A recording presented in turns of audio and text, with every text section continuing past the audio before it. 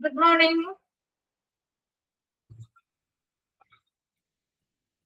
Good morning, ma'am. Good morning, ma'am. Good morning, ma'am. Good morning, ma'am. Good morning, ma'am. Good morning, ma'am.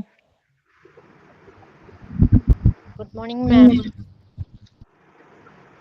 Okay, നമ്മള് dialysis എന്ന് പറയുന്ന chapter ആയിരുന്നു എടുത്തുകൊണ്ടിരുന്നത്.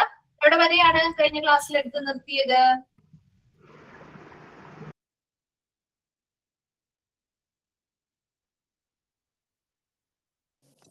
The hospital administration. Administration പറഞ്ഞു അല്ലെ? അത് complete ആയിരുന്നോ? Complete ആയോ അത്? ഓക്കെ, ഫോർത്ത് പോയിന്റ് വരെ ശരി. വായിച്ചു നോക്കിയോ കഴിഞ്ഞ ക്ലാസ്സിൽ എടുത്ത ഭാഗം? വായിച്ചു നോക്കിയിരുന്നോ? ക്ലിയർ ആണോ? ഓക്കെ, ശരി. നമുക്ക് ജസ്റ്റ് ഒന്ന് റിവൈൻഡ് ചെയ്തിട്ട് പോവാം. 4 പോയിന്റ്സ് ഒന്നുകൂടി ജസ്റ്റ് ഒന്ന് പറഞ്ഞിട്ട് പോവാം കേട്ടോ. ഇപ്പൊ കേൾക്കാത്തവർ അല്ലെങ്കിൽ ഇല്ലാത്തവരൊക്കെ ഉണ്ടെങ്കിൽ ജസ്റ്റ് ഒന്ന് അവർക്കൊന്ന് റിവൈൻഡ് ചെയ്യാൻ വേണ്ടിയിട്ട് അല്ലെങ്കിൽ ഒന്ന് കറക്റ്റ് ചെയ്യാൻ വേണ്ടിയിട്ടാണ്.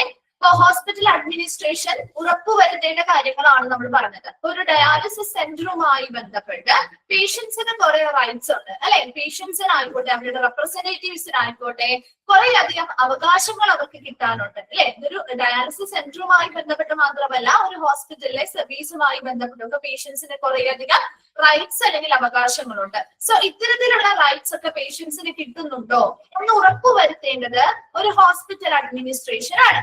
അപ്പൊ അതിൽ ഫസ്റ്റ് പോയിന്റ് നമ്മൾ പറഞ്ഞത് provide ample information about the nature, cause of illness, proposed investigations and care, expected result of treatment, likely complication.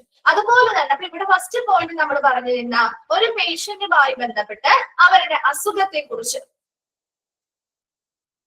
എന്താണ് ഇവിടെ ഡൗട്ട്സ്? റസീനക്ക് എന്താണ് ഡൗട്ട്? മിസ്സിനോടാണോ ചോദിക്കുന്നേ അതോ ഫ്രണ്ട്സിനോടാണോ? ക്ലാസ് ശ്രദ്ധിക്കുക കേട്ടോ. അതിനുശേഷം ലാസ്റ്റ് നമുക്ക് സംസാരിക്കാനുള്ള സമയമുണ്ടല്ലോ, അപ്പൊ നമുക്ക് ഡിസ്കസ് ചെയ്യാം കേട്ടോ. ഓക്കെ, ഇപ്പൊ നോക്കി first point provide ample information about the nature, cause of illness, proposed investigation and care, expected result of treatment, likely complication. ഇപ്പൊ ഇവിടെ ഫസ്റ്റ് പോയിന്റ് പറയുന്നത് ഒരു പേഷ്യന്റ് വരുമ്പോ അവരുടെ പേഷ്യൻസിന്റെ ആ ഒരു രോഗാവസ്ഥയുമായി ബന്ധപ്പെട്ട കാര്യങ്ങൾ, അവരുടെ രോഗത്തിന്റെ സ്വഭാവം, ആ രോഗം വരാനുണ്ടായ കാരണം, അതുപോലെ നമുക്ക് അവർക്ക് നിർദ്ദേശിക്കപ്പെടുന്ന പരിശോധനകള്, പരിചരണങ്ങള്, അത്തരം കെയറും ട്രീറ്റ്മെന്റും കൊടുത്താൽ ഉണ്ടാവുന്ന എക്സ്പെക്ടഡ് റിസൾട്ട് അല്ലെ, നമുക്ക് പ്രതീക്ഷിക്കാവുന്ന ഫലം എന്താണ്, എന്തെങ്കിലും കോംപ്ലിക്കേഷൻസോ കാര്യങ്ങളോ ഉണ്ടോ, ഇത്തരം കാര്യങ്ങളെ കുറിച്ചുള്ള മതിയായിട്ടുള്ള ഇൻഫർമേഷൻസ് ആർക്ക് നൽകിയിരിക്കണം? ആർക്ക് കൊടുക്കണം? പേഷ്യൻസിന് നൽകിയിരിക്കണം അല്ലെ? പേഷ്യൻസ് വലിയ പേഷ്യൻസിന് കൊണ്ട് നൽകാൻ പറ്റുന്നില്ലെങ്കിൽ അവരുടെ റെപ്രസെന്റേറ്റീവ് ആയിട്ടുള്ള ആളുകൾക്ക് ഇത്തരത്തിൽ മതിയായിട്ടുള്ള ഇൻഫർമേഷൻസ് നൽകണം, അല്ലെങ്കിൽ അതറിയാനുള്ള ഒരു അവകാശം പേഷ്യൻസിന് ഉണ്ടായിരിക്കും. ആ അവകാശം കൃത്യമായിട്ട് അവർക്ക് ആ ഒരു ഇൻഫർമേഷൻ കിട്ടുന്നുണ്ടോ എന്ന് ഉറപ്പുവരുത്തേണ്ടത് ഹോസ്പിറ്റൽ അഡ്മിനിസ്ട്രേഷൻ ആണ്. അത് ക്ലിയർ ആണല്ലോ.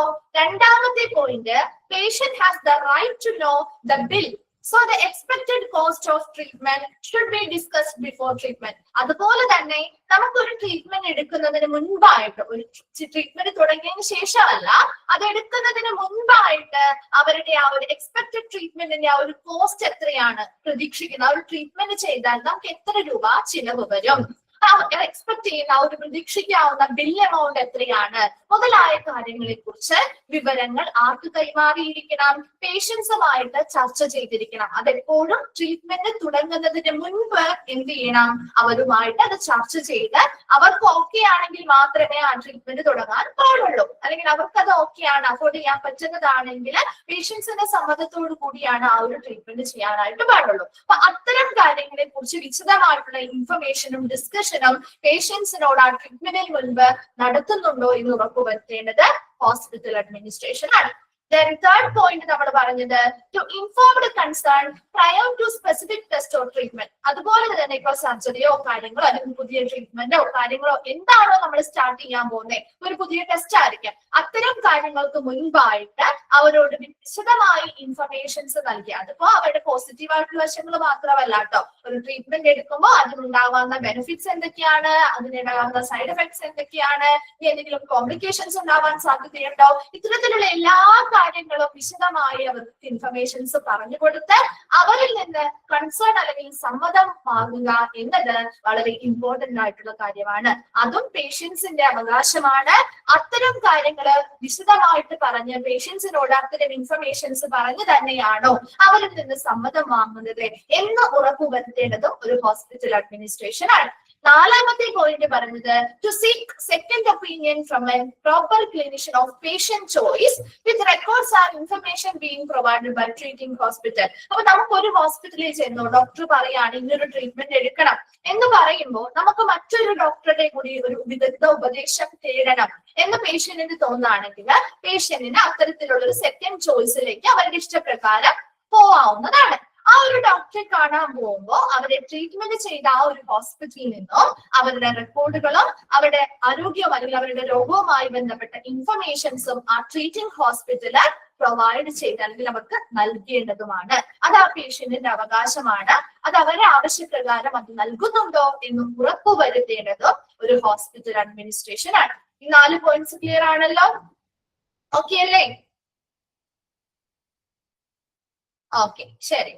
Then fifth പോയിന്റിൽ പറയുന്നത് to keep privacy human dignity during treatment. അതുപോലെ തന്നെ പേഷ്യൻസിന്റെ പ്രൈവസി, പേഷ്യൻസിന്റെ സ്വകാര്യത, അതുപോലെ അവരുടെ ആ ഒരു മാന്യത അല്ലെങ്കിൽ ഹ്യൂമൻ ഡിഗ്നിറ്റി അല്ലെങ്കിൽ അവരുടെ മാന്യത അല്ലെങ്കിൽ അന്തസ് മുതലായവയൊക്കെ ആ ഒരു ട്രീറ്റ്മെന്റിന്റെ സമയത്ത് എന്ത് ചെയ്യണം, കൃത്യമായിട്ട് സൂക്ഷിക്കണം. അല്ലെങ്കിൽ അവരുടെ ആ ഒരു സ്വകാര്യതയൊക്കെ മാനിക്കുന്ന രീതിയിലായിരിക്കണം ട്രീറ്റ്മെന്റ് ചെയ്യുന്ന സമയത്ത് അവർക്ക് കൊടുക്കുന്ന എല്ലാ ഫെസിലിറ്റീസും. സോ അത്തരത്തിലുള്ള അവരുടെ പ്രൈവസിയും അതുപോലെ ഡിഗ്നിറ്റിയും അവരുടെ ആ ഒരു അന്തസ്സും ഒക്കെ സൂക്ഷിക്കുന്ന രീതിയിലുള്ള ട്രീറ്റ്മെന്റുകളാണോ അവിടെ കൊടുക്കുന്നത്, അത്തരത്തിലുള്ള ഒരു സാഹചര്യമാണോ അവർക്ക് നൽകുന്നത് എന്ന് ഉറപ്പുവരുത്തേണ്ടതും ഹോസ്പിറ്റൽ അഡ്മിനിസ്ട്രേഷൻ ആണ്. 6th പോയിന്റിൽ പറയുന്നത് to non discrimination about treatment and behaviour on the basis of diseases like HIV പോലെയുള്ള രോഗങ്ങൾ. അത്തരം രോഗങ്ങളുള്ള പേഷ്യൻസും ഇതുപോലെ തന്നെ ഡയാലിസിസിന് വേണ്ടി വരാം അല്ലെ. അപ്പൊ അത്തരം പേഷ്യൻസ് അപ്പൊ HIV പോലെയുള്ള രോഗങ്ങളുള്ള ഇൻഫെക്ഷൻസ് ഉള്ള ആളുകളാണെങ്കിൽ പോലും അവർക്ക് കൊടുക്കുന്ന ട്രീറ്റ്മെന്റുകളിലോ അവരോടുള്ള പെരുമാറ്റത്തിലോ യാതൊരുവിധ വിവേചനവും കാണിക്കാൻ പാടില്ല. To non discrimination about treatment and behaviour on the basis of diseases like HIV. ഇപ്പൊ HIV പോലെയുള്ള എന്താണ് അസുഖങ്ങളുള്ള ആളുകളെ നമ്മൾ സാധാരണ ഒരു സമൂഹം മാറ്റി നിർത്തപ്പെടുന്നതാണ് നമ്മൾ കാണാറ് അല്ലെ. സോ ഇവിടെ അങ്ങനെ ഒരു പേഷ്യന്റ് വന്നാൽ പോലും അവർക്ക് കൊടുക്കുന്ന ട്രീറ്റ്മെന്റുകളിലായിക്കോട്ടെ അവരോടുള്ള പെരുമാറ്റത്തിലായിക്കോട്ടെ യാതൊരുവിധ വേർതിരിവും വിവേചനവും കാണിക്കാൻ പാടില്ല. അത് അവർക്ക് അങ്ങനെ ഒരു ട്രീറ്റ്മെന്റ് അല്ലെങ്കിൽ അവരോട് എന്തെങ്കിലും ബിഹേവിയേഴ്സിൽ വ്യത്യാസങ്ങളോ അല്ലെങ്കിൽ അവർക്ക് കൊടുക്കുന്ന ട്രീറ്റ്മെന്റുകളിൽ എന്തെങ്കിലും വിവേചനവും കാര്യങ്ങളോ കാണിക്കുന്നുണ്ടോ അതില്ല എന്ന് ഉറപ്പുവരുത്തേണ്ടത് ഹോസ്പിറ്റൽ അഡ്മിനിസ്ട്രേഷൻ ആണ്. അതുപോലെ 7th point to try to find redressal in case of grievance based on services provided by the establishment. ഈ ഒരു സർവീസ് ഈ സ്ഥാപനം അല്ലെങ്കിൽ ആ ഒരു ഇൻസ്റ്റിറ്റ്യൂഷൻ പ്രൊവൈഡ് ചെയ്യുന്ന സേവനങ്ങളെ അടിസ്ഥാനമാക്കി എന്തെങ്കിലും ഗ്രീവിയൻസ് ഉണ്ട്. ഗ്രീവിയൻസ് എന്ന് പറയുന്നത് പരാതികൾ അല്ലെ. അപ്പൊ എന്തെങ്കിലും പരാതികളോ കാര്യങ്ങളോ വന്നു കഴിഞ്ഞാൽ അതിന് ഉടനെ എന്ത് ചെയ്യുക, try to find redressal. Redressal എന്ന് പറയുന്നത് പരിഹാരം. അപ്പൊ പരാതികൾ വന്നു, ഇപ്പൊ നമ്മൾ കൊടുക്കുന്ന ഒരു ഡയാലിസിസ് സെന്ററിൽ കൊടുക്കുന്ന സർവീസുകളിൽ നിന്നും നമുക്ക് എന്തെങ്കിലും പരാതികൾ വന്നിട്ടുണ്ട്, പേഷ്യന്റിന്റെ ഭാഗത്തു നിന്ന് ഒരു പരാതി വന്നിട്ടുണ്ടെങ്കിൽ അതിന് ഉടനെ എന്ത് ചെയ്യുക, പരിഹാരം കാണാനായിട്ട് ശ്രമിക്കുകയും ചെയ്യുക. അത് ആ ഹോസ്പിറ്റൽ അഡ്മിനിസ്ട്രേഷൻ ആണ് മുൻകൈ എടുത്ത് ചെയ്യേണ്ടതും അത്തരം പരാതികൾ ഉടനെ പരിഹരിക്കുന്നുണ്ടോ എന്ന് ഉറപ്പുവരുത്തേണ്ടതും ഹോസ്പിറ്റൽ അഡ്മിനിസ്ട്രേഷൻ ആണ്. അപ്പൊ 4th പോയിന്റ് വരെ നമ്മൾ ഓൾറെഡി പറഞ്ഞതായിരുന്നു. 5th പോയിന്റോടെ ഒന്നുകൂടി പറയാം കേട്ടോ. അപ്പൊ 5th പോയിന്റിൽ പറയുന്നത് to keep privacy human dignity during treatment. അവർക്ക് ട്രീറ്റ്മെന്റ് കൊടുക്കുന്ന സമയത്ത് പേഷ്യൻസിന്റെ ആ ഒരു സ്വകാര്യതയും അവരുടെ അന്തസ്സും ഒക്കെ മാനിക്കുന്ന അല്ലെങ്കിൽ അതൊക്കെ കീപ്പ് ചെയ്യുന്ന രീതിയിലാണോ അവർക്കൊരു ട്രീറ്റ്മെന്റ് ലഭിക്കുന്നത് എന്ന് ഉറപ്പുവരുത്തേണ്ടത് ഹോസ്പിറ്റൽ അഡ്മിനിസ്ട്രേഷൻ ആണ്. സിക്സ്ത് പോയിന്റിൽ പറഞ്ഞത് HIV പോലെയുള്ള രോഗങ്ങളായിട്ട് വരുന്ന പേഷ്യൻസിനോട് ഒരു ട്രീറ്റ്മെന്റിന്റെ കാര്യത്തിലോ അവരോടുള്ള പെരുമാറ്റത്തിലോ യാതൊരുവിധ വേർതിരിവും കാണിക്കാൻ പാടില്ല. അത്തരത്തില് യാതൊരുവിധ നോൺ ഡിസ്ക്രിമിനേഷനും ഇല്ലാതെ തന്നെയുള്ള ട്രീറ്റ്മെന്റും ബിഹേവിയറുമാണ് അവിടുത്തെ വരുന്ന ഇത്തരത്തിലുള്ള പേഷ്യൻസിന് കിട്ടുന്നത് എന്ന് ഉറപ്പുവരുത്തേണ്ടത് ഹോസ്പിറ്റൽ അഡ്മിനിസ്ട്രേഷൻ ആണ്. ലാസ്റ്റ് പറഞ്ഞത് ഇവർ കൊടുക്കുന്ന സർവീസുകളുമായി ബന്ധപ്പെട്ട എന്തെങ്കിലും പരാതികൾ വന്നാല് അതിന് ഉടനെ പരിഹാരം കാണാനുള്ള കാര്യങ്ങൾ പരിശ്രമങ്ങൾ നടത്തുന്നുണ്ടോ എന്ന് ഉറപ്പുവരുത്തേണ്ടതും ഒരു ഹോസ്പിറ്റൽ അഡ്മിനിസ്ട്രേഷൻ ആണ്. വേഗം ഒന്ന് വായിച്ചു നോക്കിയത്.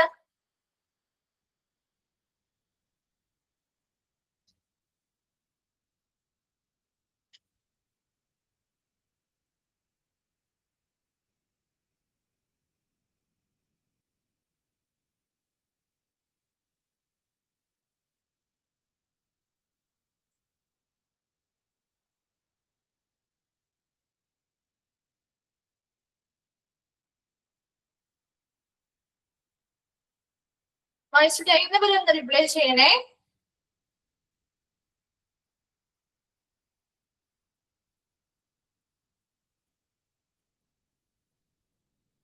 ക്ലിയർ ആണോ?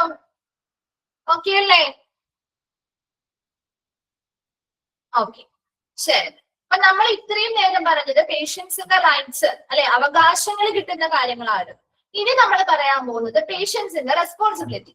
ഒരു ഡയാലിസിസ് സെന്ററുമായി ബന്ധപ്പെട്ട് അല്ലെങ്കിൽ ഒരു ഹോസ്പിറ്റലുമായി ബന്ധപ്പെട്ട് പേഷ്യൻസ് ചെയ്യേണ്ട കുറെ ഉത്തരവാദിത്തങ്ങളുണ്ട് അല്ലെ. അവർക്ക് അവകാശങ്ങൾ മാത്രമല്ല, അവർ ചെയ്യേണ്ട കുറെ ഉത്തരവാദിത്തങ്ങളും ഉണ്ട് അല്ലെ. ആ പേഷ്യൻസിന്റെ റെസ്പോൺസിബിലിറ്റി ആണ് നമ്മൾ പറയാൻ പോകുന്നത്. ഫസ്റ്റ് വൺ ആണ് പ്രൊവൈഡ് ഇൻഫർമേഷൻ. അതായത് പേഷ്യൻസുമായി ബന്ധപ്പെട്ട് നമ്മളൊരു ഹോസ്പിറ്റലിൽ ചെല്ലുമ്പോൾ നമ്മുടെ ഇൻഫർമേഷൻസ് അവർ ചോദിക്കാറില്ലേ? നമ്മുടെ പേഴ്സണൽ ഇൻഫർമേഷൻസ് ആയിരിക്കാം, നമ്മുടെ രോഗവുമായി ബന്ധപ്പെട്ട വിവരങ്ങളായിരിക്കാം ചോദിക്കാറുണ്ട് അല്ലെ.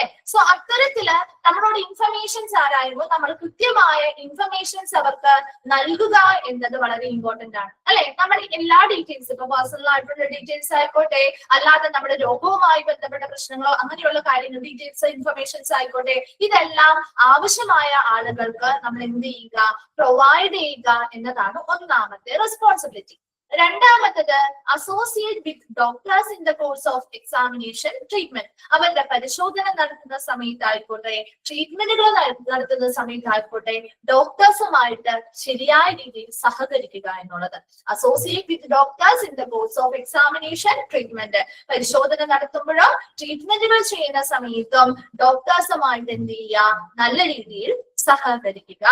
അതുപോലെ അവോയ്ഡ് ബൈ ഓൾ ഇൻസ്ട്രക്ഷൻസ്. അതുപോലെ ഡോക്ടേഴ്സ് ആയിക്കോട്ടെ, അവിടുത്തെ മറ്റ് മെഡിക്കൽ സ്റ്റാഫുകൾ ആയിക്കോട്ടെ, അവർ പറയുന്ന എല്ലാ ഇൻസ്ട്രക്ഷൻസ് അല്ലെങ്കിൽ നിർദ്ദേശങ്ങൾ എന്ത് ചെയ്യുക? അവോയ്ഡ് ചെയ്യാന്ന് പറഞ്ഞാൽ പാലിക്കുക. അപ്പൊ അവരുടെ നിർദ്ദേശങ്ങൾ, തരുന്ന എല്ലാ നിർദ്ദേശങ്ങളും കൃത്യമായിട്ട് പാലിക്കുക. ദെൻ നാലാമത്തത് pay hospital agreed fees on time. ഹോസ്പിറ്റലിൽ നമ്മൾ നിശ്ചയിച്ചിട്ടുള്ള ആ ഒരു ഫീസ് കൃത്യസമയത്ത് എന്ത് ചെയ്യുക? അടയ്ക്കുക. Then last point, respect nobility of doctors and other hospital staff. അവിടെ ഡോക്ടേഴ്സിന്റെ ആയിക്കോട്ടെ, മറ്റ് ഹോസ്പിറ്റൽ സ്റ്റാഫുകളുടെ ആയിക്കോട്ടെ, അവരുടെ ആ ഒരു മഹാമനസ്കത അല്ലെങ്കിൽ ആ ഒരു മഹത്വത്തെ എന്ത് ചെയ്യുക? റെസ്പെക്ട് ചെയ്യുക അല്ലെങ്കിൽ ബഹുമാനിക്കുക. അപ്പൊ പേഷ്യൻസിന്റെ റെസ്പോൺസിബിലിറ്റി ആണ് നമ്മൾ പറയുന്നത്. ഫസ്റ്റ് വൺ പറയുന്നത് മതിയായ ഇൻഫർമേഷൻസ് നൽകുക. രണ്ടാമത്തത് ഡോക്ടേഴ്സുമായി ബന്ധപ്പെട്ട അവരുടെ പരിശോധനയുമായി ബന്ധപ്പെട്ടായിക്കോട്ടെ, ട്രീറ്റ്മെന്റുമായി ബന്ധപ്പെട്ടായിക്കോട്ടെ, ഡോക്ടേഴ്സുമായിട്ട് നല്ല രീതിയിൽ സഹകരിച്ചു പോവുക. മൂന്നാമത്തത് abide by all instructions. ഹോസ്പിറ്റലിലെ ഡോക്ടേഴ്സോ മറ്റ് ജീവനക്കാരോ ആരാണ് നൽകുന്ന നിർദ്ദേശങ്ങൾ കൃത്യമായിട്ട് പാലിക്കുക. അതുപോലെ pay hospital agreed fees on time. ഹോസ്പിറ്റലിൽ നിശ്ചയിച്ചിട്ടുള്ള ആ ഒരു ഫീസ് കൃത്യസമയത്ത് എന്ത് ചെയ്യുക? അടയ്ക്കുക. അതുപോലെ respect nobility of doctors and other hospital staff. Doctors അതുപോലെ തന്നെ മറ്റു ഹോസ്പിറ്റൽ സ്റ്റാഫുകളുടെയൊക്കെ ആ ഒരു മഹാമനസ്കത അല്ലെങ്കിൽ ആ മഹത്വത്തേക്ക് എന്ത് ചെയ്യുക? റെസ്പെക്ട് ചെയ്യുക അല്ലെങ്കിൽ ബഹുമാനിക്കുക. വേഗം ഒന്ന് വായിച്ചു നോക്കിയ പേഷ്യൻസിന്റെ റെസ്പോൺസിബിലിറ്റി.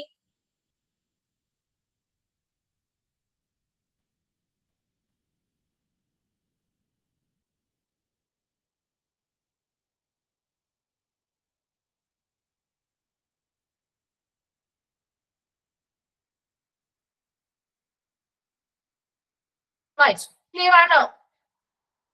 ഓക്കെ അല്ലേ? പേഷ്യന്റ് റെസ്പോൺസിബിലിറ്റീസ് ശരി. Then നമ്മുടെ ലാസ്റ്റ് ഭാഗമാണ് ചാപ്റ്ററിന്റെ കേട്ടോ. Job responsibility, third point.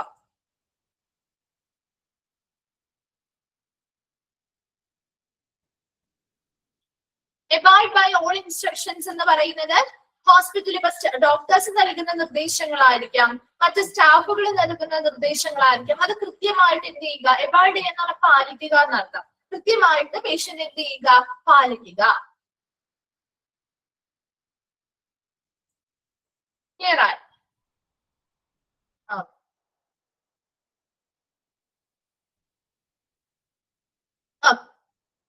ഇപ്പൊ നമ്മുടെ ലാസ്റ്റ് ഭാഗത്തേക്ക് പോവാണ്. Job responsibility of A dialysis coordinator. ഒരു ഡയാലിസിസ് കോർഡിനേറ്ററിന്റെ ജോബ് റെസ്പോൺസിബിലിറ്റി ആണ് കേട്ടോ നമ്മൾ ഇനി പറയാൻ പോകുന്നത്. അവരുടെ ജോലിയുമായി ബന്ധപ്പെട്ട ഉത്തരവാദിത്തങ്ങൾ. അപ്പൊ നോക്കിയേ, make sure that the clinical team provides the highest level of care to the patient by taking care of their safety, comfort and wellbeing. അപ്പൊ ഇവിടെ ഒരു ഡയാലിസിസ് കോർഡിനേറ്ററിന്റെ ജോബ് റെസ്പോൺസിബിലിറ്റി ആണ് കേട്ടോ നമ്മൾ പറയുന്നത്. അപ്പൊ അതിൽ ഫസ്റ്റ് പോയിന്റ് പറയുന്നത് മേക്ക് ഷുവർ ദാറ്റ്, ഈ ഒരു ഡയാലിസിസ് കോർഡിനേറ്റർ ചെയ്യേണ്ട ജോലിയാണ്. Make sure that the clinical team provide the highest level of care to the patient by taking care of their safety, comfort and wellbeing. അതായത് അവിടെ ആ ഒരു വരുന്ന ഓരോ പേഷ്യൻസിനും, അല്ലെ, വരുന്ന ഓരോ പേഷ്യൻസിനും, അതായത് ആ ഒരു ക്ലിനിക്കൽ ടീം എന്ന് പറഞ്ഞാൽ ആ ഒരു clinical team highest level of care, അതായത് ഉയർന്ന രീതിയിലുള്ള എന്താണ് പരിചരണം വരുന്ന ഓരോ പേഷ്യൻസിനും ആ ഒരു ക്ലിനിക്കൽ ടീം എന്താണ്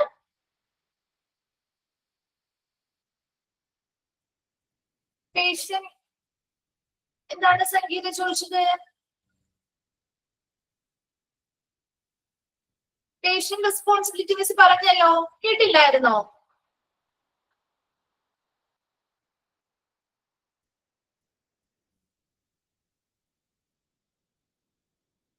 പേഷ്യന്റ് റെസ്പോൺസിബിലിറ്റി മിസ് പറഞ്ഞായിരുന്നല്ലോ, കേട്ടില്ലേ? ക്ലാസ്സിൽ ഉണ്ടായിരുന്നില്ലേ?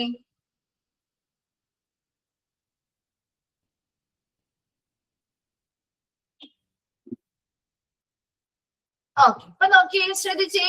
ഫസ്റ്റ് പോയിന്റ് എന്താ പറയുന്നത്? Make sure that the clinical team provide the highest level of care to the patient by taking care of their safety, comfort and wellbeing. അതായത് ഒരു ഹോസ്പിറ്റലിലേക്ക് വരുന്ന ഓരോ പേഷ്യൻസിനും, ഇപ്പൊ നമ്മളൊരു ഡയാലിസിസ് സെന്ററിലേക്ക് അല്ലെങ്കിൽ ഒരു ഡയാലിസിസ് ഡിപ്പാർട്ട്മെന്റിലേക്ക് വരുമ്പോൾ ആ ഒരു ഡയാലിസിസ് കോർഡിനേറ്റർ ഉറപ്പുവരുത്തേണ്ട കാര്യമാണ് അവിടെ വരുന്ന ഓരോ പേഷ്യൻസിനും അവരുടെ സേഫ്റ്റി, വരുന്ന പേഷ്യൻസിന്റെ സുരക്ഷയും അവരുടെ കംഫോർട്ടും അതുപോലെ അവരുടെ വെൽബീങ്, ക്ഷേമവും ഒക്കെ ഉറപ്പുവരുത്തുന്ന രീതിയിൽ, അല്ലെങ്കിൽ അതൊക്കെ പരിഗണിക്കുന്ന രീതിയിൽ ഒരു ഉയർന്ന നിലവാരത്തിലുള്ള പരിചരണം ക്ലിനിക്കൽ ടീം വരുന്ന ഓരോ പേഷ്യൻസിനും നൽകുന്നുണ്ടോ എന്ന് ഉറപ്പുവരുത്തുക. അപ്പൊ ഫസ്റ്റ് വൺ എന്താണ്?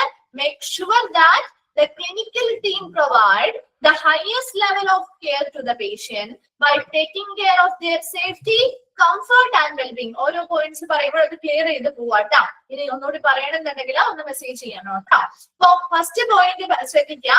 ഫസ്റ്റ് പോയിന്റിൽ പറയുന്നത് ക്ലിനിക്കൽ ടീം, അതായത് ഒരു പേഷ്യന്റ് വരുമ്പോൾ, ഓരോ പേഷ്യൻസ് വരുമ്പോഴും അവർക്ക് ആ ഒരു പേഷ്യന്റിന് വളരെ സേഫ് ആയിട്ട്, വളരെ സുരക്ഷിതമായിട്ട്, കംഫർട്ടബിൾ ആയിട്ട് അവരുടെ ക്ഷേമമൊക്കെ മുൻനിർത്തിക്കൊണ്ട് തന്നെ നോട്ട് ചെയ്യേണ്ട ആവശ്യമൊന്നുമില്ല. ഇത് ഇൻക്ലൂഡഡ് ആയത് ഏത് അല്ലെങ്കിൽ ഇൻക്ലൂഡഡ് അല്ലാത്തത് ഏതെന്ന രീതിയിൽ ക്വസ്റ്റ്യൻ വരുള്ളൂ കേട്ടോ.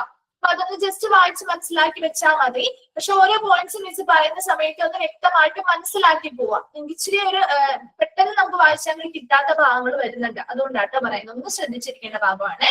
അപ്പോ ഫസ്റ്റ് പോയിന്റ് ഇത്ര മാത്രമേ ഉള്ളൂ. വരുന്ന ഓരോ പേഷ്യൻസിനും അവരുടെ സേഫ്റ്റി, അതുപോലെ അവരുടെ കംഫർട്ട്, അവരുടെ വെൽബീങ്, ക്ഷേമം ഒക്കെ മുൻനിർത്തിക്കൊണ്ട് നല്ല ഉയർന്ന നിലവാരത്തിലുള്ള പരിചരണം പേഷ്യൻസിന് ആ ഒരു ക്ലിനിക്കൽ ടീം നൽകുന്നുണ്ടോ എന്ന് ഉറപ്പുവരുത്തേണ്ടത് ഡയാലിസിസ് കോർഡിനേറ്റർ ആണ്. ആ സെന്റൻസ് ക്ലിയർ ആയോ? ഫസ്റ്റ് പോയിന്റ് ഓക്കെ ആണോ? ഓക്കെ. രണ്ടാമത്തെ പോയിന്റിൽ പറയുന്നത് examines and solve problem that fall outside of the domain of the nurse clinician concerning patient care and management and associate with other department and care providers. അതായത് ഇത്ര മാത്രം നിങ്ങൾ മനസ്സിലാക്കിയാൽ മതി. അതായത് ഇപ്പോ ആ ഒരു ഡിപ്പാർട്ട്മെന്റിനുള്ളിലുള്ള നേഴ്സോ ഡോക്ടേഴ്സോ അതുമായി ബന്ധപ്പെട്ട പേഷ്യന്റ് കെയർ കൊടുക്കുന്ന അല്ലെങ്കിൽ അവരുടെ മാനേജ്മെന്റുമായി ബന്ധപ്പെട്ടോ അല്ലെങ്കിൽ മറ്റ് ഇവരുമായിട്ട് സഹകരിക്കുന്ന മറ്റ് ഡിപ്പാർട്ട്മെന്റുകളോ കെയർ പ്രൊവൈഡേഴ്സുമായിട്ടൊക്കെ ബന്ധപ്പെട്ട് എന്തെങ്കിലും പ്രശ്നങ്ങൾ ഉണ്ടെങ്കിലും അപ്പൊ അവിടെ ചിലപ്പോൾ ആ ഡിപ്പാർട്ട്മെന്റിനുള്ളിൽ തന്നെയുള്ള പ്രശ്നങ്ങളാവാം അല്ലെ. അപ്പൊ അവിടുത്തെ നേഴ്സസുമായി തമ്മിലോ അല്ലെങ്കിൽ ഡോക്ടേഴ്സുമായി തമ്മിലോ എന്തെങ്കിലുമൊക്കെ പ്രശ്നങ്ങൾ ഉണ്ടാവാം. ശരിയല്ലേ? അപ്പൊ അതുപോലെ തന്നെ പേഷ്യൻസിന് പരിചരണം കൊടുക്കുന്ന അല്ലെങ്കിൽ അതുമായി സഹകരിക്കുന്ന മറ്റു ഡിപ്പാർട്ട്മെന്റുകളോ അല്ലെങ്കിൽ കെയർ പ്രൊവൈഡേഴ്സുമായിട്ടോ മാനേജ്മെന്റുമായിട്ടോ ഒക്കെ എന്തെങ്കിലും പ്രശ്നങ്ങൾ ഉണ്ടെങ്കിൽ അത്തരം പ്രശ്നങ്ങൾ ഉണ്ടെങ്കിൽ അപ്പൊ ഈ ഡിപ്പാർട്ട്മെന്റിലെ ആളുകളും മറ്റു ഡിപ്പാർട്ട്മെന്റിലെ ആളുകളും തമ്മിലുള്ളതാവാം, ഇതിനുള്ളിൽ തന്നെയുള്ളതാവാം, അല്ലെങ്കിൽ ഇതുമായിട്ട് സഹകരിക്കുന്ന മാനേജ്മെന്റുമായി ബന്ധപ്പെട്ട പ്രശ്നങ്ങളാവാം. അങ്ങനെ എന്തെങ്കിലും പ്രശ്നങ്ങളോ കാര്യങ്ങളോ ഉണ്ടെങ്കിൽ അത് കൃത്യമായിട്ട് പരിശോധിക്കുകയും അത്തരം പ്രോബ്ലങ്ങളെ സോൾവ് ചെയ്യുക അല്ലെങ്കിൽ എന്താണ് അത് പരിഹരിക്കുകയും ചെയ്യേണ്ടത് ആരുടെ ഉത്തരവാദിത്വമാണ്? ആരുടെ ഉത്തരവാദിത്വമാണ്? ഇവിടെ നമ്മൾ ആരുടെ റെസ്പോൺസിബിലിറ്റിയാ വെച്ചുകൊണ്ടിരിക്കുന്നേ? ആരുടെ റെസ്പോൺസിബിലിറ്റി ആണത്? എന്താണ് റിപ്ലൈ ഇല്ലാത്തെ? ആരുടെ ഉത്തരവാദിത്തമാണ് നമ്മൾ പറഞ്ഞത്? ആ ഡയാലിസിസ് കോർഡിനേറ്ററുടെ കാര്യമല്ലേ നമ്മൾ പറഞ്ഞുകൊണ്ടിരുന്നേ അല്ലെ? അപ്പൊ ഫസ്റ്റ് പോയിന്റ് നമ്മൾ പറഞ്ഞു. രണ്ടാമത്തത് എക്സാമിൻ ആൻഡ് സോൾവ് പ്രോബ്ലംസ്. അതായത് ഇവിടെ ഉദ്ദേശിക്കുന്നത് ആ ഒരു ഡിപ്പാർട്ട്മെന്റിലെ നഴ്സസ് തമ്മിലോ ഡോക്ടേഴ്സ് തമ്മിലോ അല്ലെങ്കിൽ അതുമായി ബന്ധപ്പെട്ട പരിചരണം കൊടുക്കുന്ന മറ്റ് സഹകരിക്കുന്ന മറ്റു ഡിപ്പാർട്ട്മെന്റുകളോ കെയർ പ്രൊവൈഡേഴ്സോ മാനേജ്മെന്റുമായിട്ടോ എന്തെങ്കിലുമൊക്കെ പ്രശ്നങ്ങൾ ഉണ്ടെങ്കിൽ അത് കൃത്യമായിട്ട് ആ പ്രശ്നം എന്താണെന്ന് പരിശോധിക്കുകയും അത് സോൾവ് ചെയ്യുക അല്ലെങ്കിൽ അത് പരിഹരിക്കുകയും ചെയ്യേണ്ട ഉത്തരവാദിത്തം ഒരു ഡയാലിസിസ് കോർഡിനേറ്ററിനാണ്. ക്ലിയർ ആണോ? രണ്ടാമത്തെ പോയിന്റ് മനസ്സിലായോ? ഓക്കെ. Then third one ആണ് gather, assess, screen and respond to a wide range of requests for information from patients and other staff who represent different level of the organization. അതായത് ഇവിടെ ഉദ്ദേശിക്കുന്നത് gather, assess, screen and respond to a wide range of requests for information from patient. അതായത് ഇപ്പൊ പേഷ്യൻസിൽ നിന്ന് അതുപോലെ ഒരുപാട് ലെവലിലെ സ്റ്റാഫുകൾ work ചെയ്യുന്നുണ്ട് ഇല്ലേ? ഈ ഒരു ഡിപ്പാർട്ട്മെന്റിൽ തന്നെ പല ലെവലിലായിട്ട് സ്റ്റാഫുകൾ വർക്ക് ചെയ്യുന്നത്. എല്ലാവരും ഒരേ ലെവലിലാണോ വർക്ക് ചെയ്യുന്നത്? അല്ല, പല ലെവലിലാണ് വർക്ക് ചെയ്യുന്നത് അല്ലെ? സോ അത്തരം പല ലെവലിൽ നിൽക്കുന്ന ഹോസ്പിറ്റൽ സ്റ്റാഫുകളുടെ പ്രതിനിധികളിൽ നിന്ന് റിക്വസ്റ്റുകൾ കിട്ടാം ഇല്ലേ? പേഷ്യൻസിൽ നിന്ന് റിക്വസ്റ്റുകൾ കിട്ടാം. ശരിയല്ലേ? പേഷ്യൻസിന്റെ ട്രീറ്റ്മെന്റുമായി ബന്ധപ്പെട്ട് പേഷ്യൻസിനോട് ചോദിക്കുകയാണ് ഇവിടുത്തെ ട്രീറ്റ്മെന്റും കാര്യങ്ങളും നിങ്ങൾക്ക് മികച്ചതാണോ എന്നൊക്കെ നമ്മൾ ചോദിക്കുമ്പോൾ സ്വാഭാവികമായിട്ടും ചില പേഷ്യൻസ് പറയും ഇന്ന രീതിയിലുള്ള മാറ്റങ്ങൾ കൊണ്ടുവന്നാൽ നല്ലതായിരുന്നു അല്ലെ, കുറച്ചും കൂടി ഞങ്ങൾക്ക് കംഫർട്ടബിൾ ആയിരിക്കും പറയില്ലേ? അല്ലെങ്കിൽ ട്രീറ്റ്മെന്റിൽ ഇന്ന പോലെയുള്ള കാര്യങ്ങൾ ആഡ് ചെയ്താൽ നല്ലതായിരുന്നു. അത് അവരുടെ റിക്വസ്റ്റ് ആണ്, അല്ലാതെ ഓർഡർ അല്ല അല്ലെ? അവർ അഭ്യർത്ഥിക്കുന്നതാണ് കുറച്ചും കൂടി കംഫർട്ടബിൾ ആയിട്ടിരിക്കാനും കുറച്ചും കൂടി മികച്ചതാക്കാനും വേണ്ടി അവരിൽ നിന്ന് അത്തരം റിക്വസ്റ്റുകൾ കിട്ടാറുണ്ട്. അതുപോലെ തന്നെ സ്റ്റാഫുകളുടെ ഭാഗത്തു നിന്നും ഇത്തരം റിക്വസ്റ്റുകൾ കിട്ടില്ലേ? കിട്ടുമോ?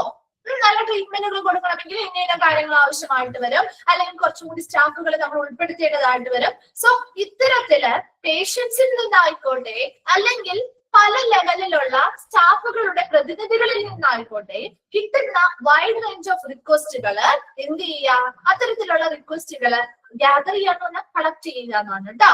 കളക്ട് ചെയ്യുക, അത് വിലയിരുത്തുക, അത് കൃത്യമായിട്ട് പരിശോധിച്ച് അതിനനുസരിച്ച് റെസ്പോണ്ട് ചെയ്യുക അല്ലെങ്കിൽ പ്രതികരിക്കുക. ഇവിടെ പ്രതികരിക്കുക എന്ന് പറയുന്നത് ഉദ്ദേശിക്കുന്നത് പ്രതികരിക്കുക എന്ന് പറയുമ്പോൾ എന്താ?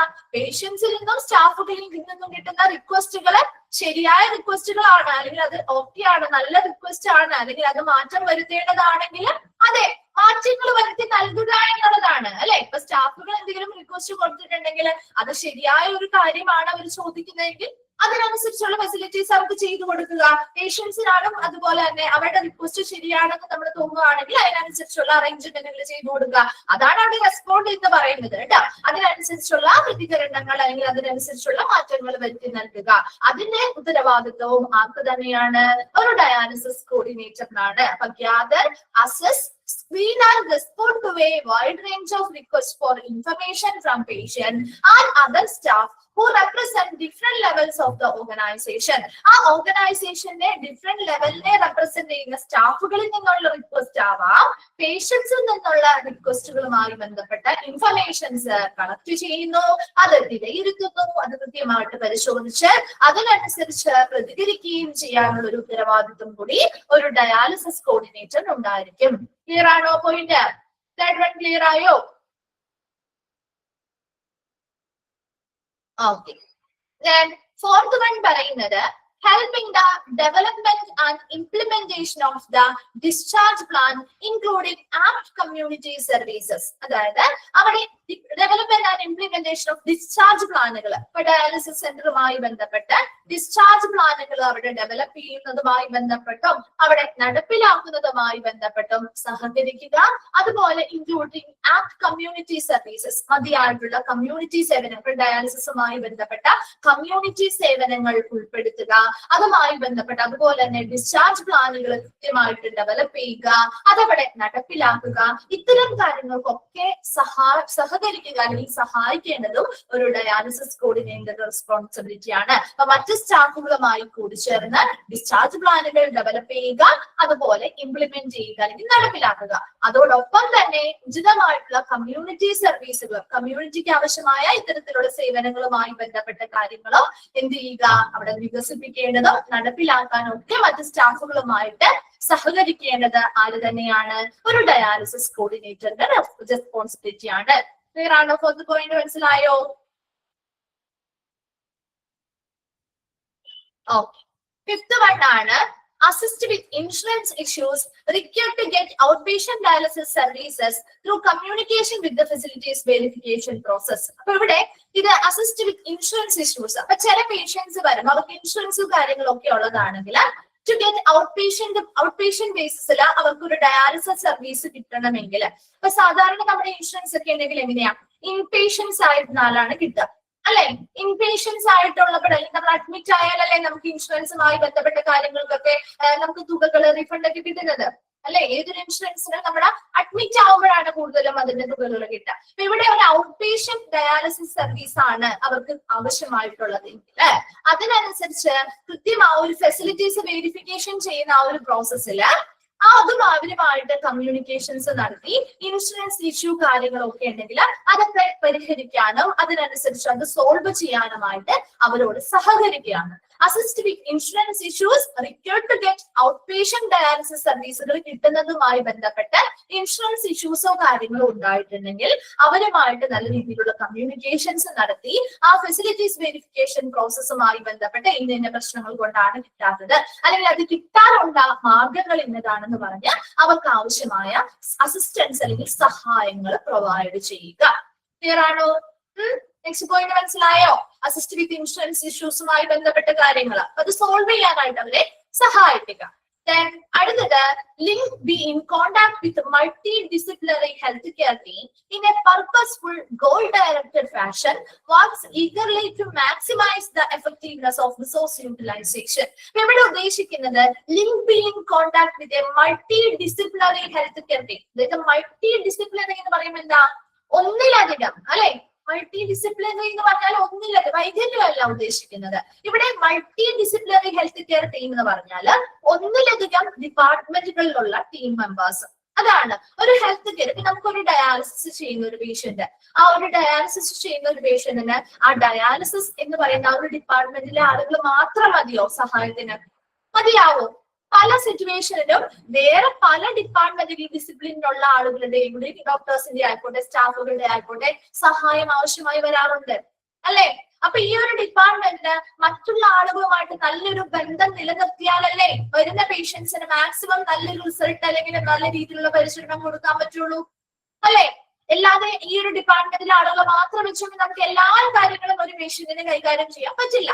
അപ്പൊ ഇവിടെ നമുക്ക് ഡയാലിസിസും കാര്യങ്ങളും കൊടുക്കാം. അതുമായി ബന്ധപ്പെട്ട് വരുന്ന പേഷ്യൻസിന് മറ്റെന്തെങ്കിലും രോഗങ്ങളാൽ ബുദ്ധിമുട്ട് അനുഭവപ്പെടുന്നുണ്ടെങ്കിൽ അല്ലെങ്കിൽ മറ്റെന്തെങ്കിലും ബുദ്ധിമുട്ടുകളോ അല്ലെങ്കിൽ അസിസ്റ്റൻസോ വേണമെങ്കിൽ മറ്റു ഡിപ്പാർട്ട്മെന്റുകൾ അല്ലെങ്കിൽ മറ്റ് ഡിസിപ്ലിനിലുള്ള ആളുകൾ അല്ലെങ്കിൽ മറ്റു പ്രൊഫഷണലുള്ള ഡോക്ടേഴ്സിന്റെ ആയിക്കോട്ടെ സ്റ്റാഫുകളുടെ ആയിക്കോട്ടെ സഹായം ആവശ്യമായി വരും അല്ലെ. അപ്പൊ ഇവരെല്ലാവരും കൂടി ഒരുമിച്ചിരുന്ന് പ്രവർത്തിക്കുമ്പോഴാണ് നമുക്കൊരു പേഷ്യന്റിന് നല്ല രീതിയിലുള്ള ഒരു റിസൾട്ട് കൊടുക്കാൻ പറ്റുള്ളൂ. ശരിയല്ലേ? അപ്പൊ ഇവിടെ എപ്പോഴും ഒരു ഡയാലിസിസ് കോർഡിനേറ്റർ ശ്രദ്ധിക്കേണ്ട കാര്യം പല പ്രൊഫഷനിലുള്ള പല ഡിസിപ്ലിനിലുള്ള ഹെൽത്ത് കെയർ ടീമുമായിട്ട് നല്ലൊരു ബന്ധം ഇവർ സ്ഥാപിക്കേണ്ടതായിട്ടുണ്ട്. മനസ്സിലായോ? അപ്പൊ ഈ ഒരു ഡിപ്പാർട്ട്മെന്റിനുള്ളിലുള്ളവരുമായിട്ട് മാത്രമല്ല നല്ലൊരു റിലേഷൻഷിപ്പ് കീപ്പ് ചെയ്യേണ്ടത്, മറ്റുള്ളവരുമായിട്ട് നല്ലൊരു ബന്ധം കീപ്പ് ചെയ്യുക, മറ്റ് പ്രൊഫഷണലുകളുമായിട്ടുള്ള ഹെൽത്ത് കെയർ ടീമുമായിട്ടൊക്കെ നല്ലൊരു ബന്ധം സൃഷ്ടിക്കുകയും അതിലൊരു പർപ്പസ്ഫുൾ, അതായത് പ്രത്യേക ഉദ്ദേശം, നമ്മുടെ ഒരു ഗോൾ ഡയറക്റ്റഡ് ഫാഷനിലാണ്, അതായത് പ്രത്യേക ലക്ഷ്യത്തോടു കൂടി അല്ലെങ്കിൽ ഒരു പ്രത്യേക ഉദ്ദേശത്തോടു കൂടിയാണ് ഈ ഒരു ബന്ധം സ്ഥാപിക്കുന്നത്. എന്താണ് പ്രത്യേക ഉദ്ദേശം എന്ന് പറയുന്നത്? അല്ലെങ്കിൽ എന്താണ് നമ്മുടെ ലക്ഷ്യം വരിക? ആ ഒരു ബന്ധം സ്ഥാപിക്കുന്നതിന്റെ ലക്ഷ്യം എന്താ? Work eagerly to maximise the effectiveness of resource utilisation. അവിടെയുള്ള എല്ലാ റിസോഴ്സുകളും, ഒരു ഡോക്ടേഴ്സ് ആയിക്കോട്ടെ, മറ്റു ഹെൽത്ത് കെയർ പ്രൊഫഷണൽ ആയിട്ടുള്ള സ്കിൽഡ് ആയിട്ടുള്ള സ്റ്റാഫ് ഒക്കെ ആയിക്കോട്ടെ, ഇവരെല്ലാവരും ആ ഹോസ്പിറ്റലിലെ റിസോഴ്സുകളാണ് അല്ലെ, ഹോസ്പിറ്റലിലെ വിഭവങ്ങളാണ്. അപ്പൊ ഈ തരത്തില് എല്ലാ ഹോസ്പിറ്റൽ റിസോഴ്സുകളും അല്ലെങ്കിൽ ഹോസ്പിറ്റലിലുള്ള എല്ലാ വിഭവങ്ങളെയും മാക്സിമം നമുക്ക് വളരെ ആകാംക്ഷയോടുകൂടി വളരെ മാക്സിമൈസ് ചെയ്ത് ഉപയോഗിച്ചുകൊണ്ട് പേഷ്യൻസ് വരുന്ന ഓരോ പേഷ്യൻസിനും നല്ല രീതിയിലുള്ള പരിചരണവും ഒരു റിസൾട്ടും കൊടുക്കാനായിട്ട് എപ്പോഴും ഒരു പ്രത്യേക ഉദ്ദേശ ലക്ഷ്യത്തോടു കൂടി തന്നെ ആ ഒരു മൾട്ടി ഡിസിപ്ലിനിലുള്ള അല്ലെങ്കിൽ മറ്റു പ്രൊഫഷനിലുള്ള ഹെൽത്ത് കെയർ ടീം മെമ്പേഴ്സുമായിട്ടും നല്ലൊരു കോണ്ടാക്ട് അല്ലെങ്കിൽ ഒരു ബന്ധം ഒരു ഡയാലിസിസ് കോർഡിനേറ്റർ എന്ത് ചെയ്യണം? എപ്പോഴും സൂക്ഷിച്ചിരിക്കണം. ക്ലിയർ ആണോ? പോയിന്റ് മനസ്സിലായോ? ഓക്കെ ആണോ? Okay. Next one, helping establishing transportation of the patient to or from the dialysis facility. അതുപോലെ തന്നെ ഡയാലിസിസ് ഫെസിലിറ്റിയിലേക്ക് വരുന്നതുമായി ബന്ധപ്പെട്ടായിക്കോട്ടെ, പേഷ്യൻസിന് തിരികെ അവിടുന്ന് ഡയാലിസിസ് കഴിഞ്ഞ് പോകുന്നതുമായി ബന്ധപ്പെട്ട് ട്രാൻസ്പോർട്ടേഷനുമായി ബന്ധപ്പെട്ട കാര്യങ്ങൾ എന്ത് ചെയ്യുക? അത് നടപ്പിലാക്കുന്നതുമായി ബന്ധപ്പെട്ട് സഹായങ്ങൾ ചെയ്യുക. ഹെൽപ്പിംഗ് എസ്റ്റാബ്ലിഷിംഗ് ട്രാൻസ്പോർട്ടേഷൻ, അപ്പൊ പേഷ്യൻസിന്റെ ഡയാലിസിസ് സെന്ററിലേക്ക് ഫെസിലിറ്റിയിലേക്ക് വരുന്നതുമായി ബന്ധപ്പെട്ട സഹായമാവാം, അല്ലെങ്കിൽ അവിടെ നിന്ന് തിരികെ പോകുന്നതുമായി ബന്ധപ്പെട്ട ട്രാൻസ്പോർട്ടേഷൻ സ്ഥാപിക്കുന്നതുമായി ബന്ധപ്പെട്ട സഹായങ്ങൾ പ്രൊവൈഡ് ചെയ്യുക. അറിയാലോ? അത് ക്ലിയർ അല്ലേ? ഇത് ആ പോയിന്റ് ഓക്കെ അല്ലേ? Next one, monitor records and update information. അതുപോലെ തന്നെ വരുന്ന ഓരോ പേഷ്യൻസിന്റെയും ഇൻഫർമേഷൻസ് കൃത്യമായിട്ട് നിരീക്ഷിക്കുക, അത് കൃത്യമായിട്ട് റെക്കോർഡ് ചെയ്യുക, അപ് ടു ഡേറ്റ് ആയിട്ട് സൂക്ഷിക്കുകയും ചെയ്യുക. Monitor record and update information. Patients വരുന്ന ഓരോ പേഷ്യൻസിന്റെയും ഇൻഫർമേഷനെ നിരീക്ഷിക്കുകയും റെക്കോർഡുകൾ കൃത്യമായിട്ട് സൂക്ഷിക്കുകയും അപ് ടു ഡേറ്റ് ആയിട്ട് അത് നിലനിർത്തുകയും ചെയ്യുക. അടുത്തതും ഇതേപോലെ തന്നെയാണ്. Prepare files, retrieves and keep records and documents from department file system എന്നാണ് കേട്ടോ. ഡിപ്പാർട്ട്മെന്റിൽ, ആ ഒരു ഹോസ്പിറ്റൽ ഡിപ്പാർട്ട്മെന്റിലെ ഡയാലിസിസുമായി ബന്ധപ്പെട്ട ഡിപ്പാർട്ട്മെന്റിലെ ഫയൽ സംവിധാനങ്ങളുമായി ബന്ധപ്പെട്ട ഫയലുകൾ തയ്യാറാക്കുക. ഇനി പുതിയതായിട്ടുള്ള ഫയലുകൾ തയ്യാറാക്കേണ്ടതായിട്ട് വരുന്നുണ്ട്. അതുപോലെ തന്നെ റിട്രീവ് ചെയ്യാന്ന് പറഞ്ഞാൽ വീണ്ടെടുക്കുക. അതായത് ഓൾറെഡി ഉള്ള പേഷ്യൻസ് ആണെങ്കിൽ അവർ പുതിയ ഫയൽ തയ്യാറാക്കണ്ടല്ലോ, അത് വീണ്ടെടുത്താൽ മതി അല്ലെ, റിട്രീവ് ചെയ്തെടുത്താൽ മതി. And keep records and document from department file system. അപ്പൊ ഇവിടെയുള്ള പുതിയ ഫയലുകൾ ഉണ്ടെങ്കിൽ അത് തയ്യാറാക്കുക, അതുപോലെ തന്നെ ഓൾറെഡി ഉള്ള ഫയലുകളാണെങ്കിൽ അത് റിട്രീവ് ചെയ്യുക. അതുപോലെ ആ ഒരു ഡിപ്പാർട്ട്മെന്റിലെ ഫയൽ സംവിധാനങ്ങളുമായി ബന്ധപ്പെട്ട് എല്ലാ റെക്കോർഡുകളും ഡോക്യുമെന്റും കൃത്യമായിട്ട് സൂക്ഷിക്കുകയും ചെയ്യുക. ഇതെല്ലാം ആരുടെ റെസ്പോൺസിബിലിറ്റിയാണ്? ഒരു ഡയാലിസിസ് കോർഡിനേറ്ററുടെ റെസ്പോൺസിബിലിറ്റി ആണ് കേട്ടോ. റെക്കോർഡുകൾ വരുന്ന ഓരോ പേഷ്യൻസിന്റെയും കൃത്യമായിട്ട് നിരീക്ഷിക്കുക, അവരുടെ റെക്കോർഡുകളൊക്കെ അപ് ടു ഡേറ്റ് റിട്രീവ് ചെയ്യാതെ വീണ്ടെടുക്കുക എന്നാണ് അർത്ഥം കേട്ടോ. അപ്പൊ ഓൾറെഡി ഉള്ള ഫയലുകൾ റിട്രീവ് ചെയ്തെടുക്കുക അല്ലെങ്കിൽ വീണ്ടെടുക്കുക, അത് കീപ്പ് ചെയ്ത് പോവുക എന്നുള്ളത്. അതുപോലെ പുതിയതായിട്ടുള്ള ഫയൽസ് തയ്യാറാക്കേണ്ടതെങ്കിൽ അത് തയ്യാറാക്കുക. അതുപോലെ ഈ ഒരു ഡിപ്പാർട്ട്മെന്റിലെ ഫയൽ സംവിധാനവുമായി ബന്ധപ്പെട്ട് എല്ലാ റെക്കോർഡുകളും പേഷ്യൻസിന്റെ റെക്കോർഡും ഡോക്യുമെന്റും ഒക്കെ കൃത്യമായിട്ട് സൂക്ഷിക്കുക. അത് അപ് ടു ഡേറ്റ് ആയിട്ട് ഇത്തരം ഇൻഫർമേഷൻസ് ഒക്കെ അപ് ടു ഡേറ്റ് ആയിട്ട് നിലനിർത്തുകയും ചെയ്യുക. Then last point പറയുന്നത് attend daily rounds or meeting to discuss schedule patient requirements and continue improvement effort or reminders. അതുപോലെ തന്നെ ഈ ഒരു ഡയാലിസിസ് കോർഡിനേറ്റർ ചെയ്യേണ്ട കാര്യമാണ് ഡെയിലി റൗണ്ട്സ് അല്ലെങ്കിൽ മീറ്റിംഗുകൾ അറ്റൻഡ് ചെയ്യുക എന്നുള്ളത്. അപ്പൊ ഡെയിലി റൗണ്ട്സിൽ ഇറങ്ങുക, അപ്പൊ പേഷ്യൻസുമായിട്ട് സംസാരിക്കാനും അവരുടെ ആവശ്യകതകൾ എന്താണെന്ന് മനസ്സിലാക്കാനും അവരുടെ ട്രീറ്റ്മെന്റ് ഷെഡ്യൂൾ എങ്ങനെയാണെന്ന് ഡിസ്കസ് ചെയ്യാനും അല്ലെ അവിടുത്തെ സ്റ്റാഫുകളുമായിട്ട് ഡിസ്കസ് ചെയ്യാൻ പറ്റും. പേഷ്യൻസിന്റെ ആവശ്യകതകൾ എന്താണെന്ന് മനസ്സിലാക്കാൻ പറ്റും. And continue improvement effort or reminders. അതുപോലെ അവിടെ പേഷ്യൻസുമായി ബന്ധപ്പെട്ടോ സ്റ്റാഫുകളുമായി ബന്ധപ്പെട്ടോ ആവശ്യകതകൾ മനസ്സിലാക്കുകയും അത് ഇംപ്രൂവ് ചെയ്യാനായിട്ട് അല്ലെ അത് കുറച്ചും കൂടി മെച്ചപ്പെടുത്തുന്നതിന് വേണ്ടിയുള്ള എഫേർട്ട് അല്ലെങ്കിൽ പരിശ്രമങ്ങൾ നടത്താനോ അല്ലെങ്കിൽ എന്തെങ്കിലും കാര്യങ്ങളൊക്കെ റിമൈൻഡേഴ്സ് ഉണ്ട് അല്ലെങ്കിൽ എന്തെങ്കിലും കാര്യങ്ങൾ ഓർമ്മപ്പെടുത്താനാണെങ്കിൽ അത്തരം കാര്യങ്ങൾ ഓർമ്മപ്പെടുത്താനോ ഒക്കെ നമുക്ക് കൃത്യമായിട്ട് ഈ ഒരു ഡെയിലി റൗണ്ട്സ് അല്ലെങ്കിൽ മീറ്റിംഗുകൾ അറ്റൻഡ് ചെയ്യുന്നതിലൂടെ സാധിക്കുന്നുണ്ട്. ഒരു ഡയാലിസിസ് കോർഡിനേറ്റർ ഡെയിലി റൗണ്ട്സ് അല്ലെങ്കിൽ മീറ്റിംഗുകൾ അറ്റൻഡ് ചെയ്യുകയും അതിലൂടെ പേഷ്യൻസിന്റെ ട്രീറ്റ്മെന്റ് ഷെഡ്യൂളുമായി ബന്ധപ്പെട്ട കാര്യങ്ങൾ സ്റ്റാഫുകളുമായിട്ട് ചർച്ച ചെയ്യാൻ പറ്റും. പേഷ്യൻസിന്റെ ആവശ്യകതകൾ എന്താണെന്ന് മനസ്സിലാക്കാൻ പറ്റും. അതിലൂടെ കണ്ടിന്യൂസ് ആയിട്ടുള്ള ഇംപ്രൂവ്മെന്റ് എഫേർട്ടുകൾ തുടർച്ചയായിട്ടുള്ള ഒരു മെച്ചപ്പെടുത്തലിന് വേണ്ടിയുള്ള ഒരു പരിശ്രമങ്ങൾ നമുക്ക് നടത്താൻ പറ്റും. അതുപോലെ എന്തെങ്കിലും കാര്യങ്ങളൊക്കെ ഡോക്ടർ പേഷ്യൻസിനെ ആയിക്കോട്ടെ അല്ലെങ്കിൽ അവിടുത്തെ സ്റ്റാഫുകളെയൊക്കെ ഓർമ്മപ്പെടുത്തണമെങ്കിൽ അത്തരത്തിനും ഇത് സഹായകമാണ്. അപ്പൊ വേഗം ഒന്ന് വായിച്ചു നോക്കിയ ഒരു ഡയാലിസിസ് കോർഡിനേറ്ററിന്റെ ജോബ് റെസ്പോൺസിബിലിറ്റി.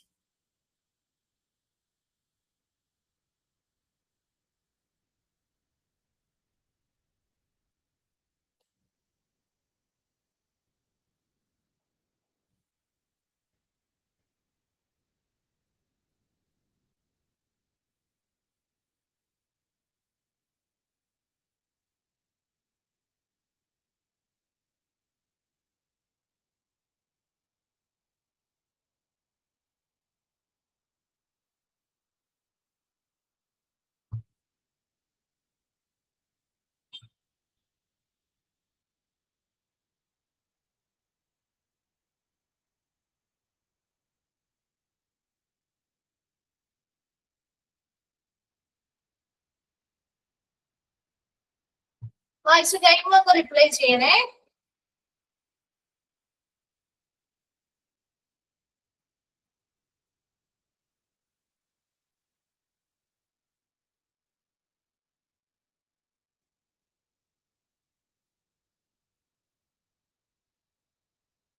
ആർക്കും ചെയ്യണ്ട, നിങ്ങളൊന്ന് ജസ്റ്റ് വായിച്ച് മനസ്സിലാക്കി വെച്ചാൽ മതി കേട്ടോ. ഇൻക്ലൂഡഡ് ആയ രീതി അല്ലെങ്കിൽ ഇൻക്ലൂഡഡ് അല്ലാത്തത് ഏത് ആ രീതിയിലുള്ള ക്വസ്റ്റ്യൻ ആണ് വരുള്ളൂ കേട്ടോ. അപ്പൊ അതിനനുസരിച്ച് ഒന്ന് മനസ്സിലാക്കി പഠിച്ചാൽ മതിയേ.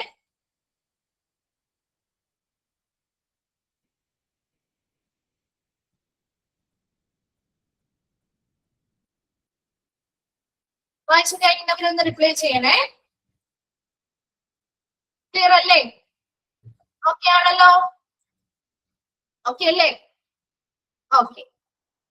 ഇപ്പൊ മിസ് ഇന്ന് നെക്സ്റ്റ് ഒരു ചാപ്റ്റർ എടുക്കാണ്. നിങ്ങളുടെ ഫസ്റ്റ് മോഡ്യൂളിന് ICU എടുക്കാനുള്ളത്. ബാക്കി എല്ലാ ചാപ്റ്റേഴ്സും എടുത്തില്ലേ? ഓക്കെ ആണല്ലോ? 9th chapter എടുത്തിരുന്നോ? ഇൻപേഷ്യന്റ്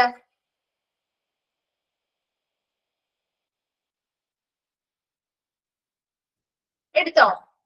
ആരാണ് എടുത്തത്? ഇത് മിസ്സാണോ എടുത്തേ?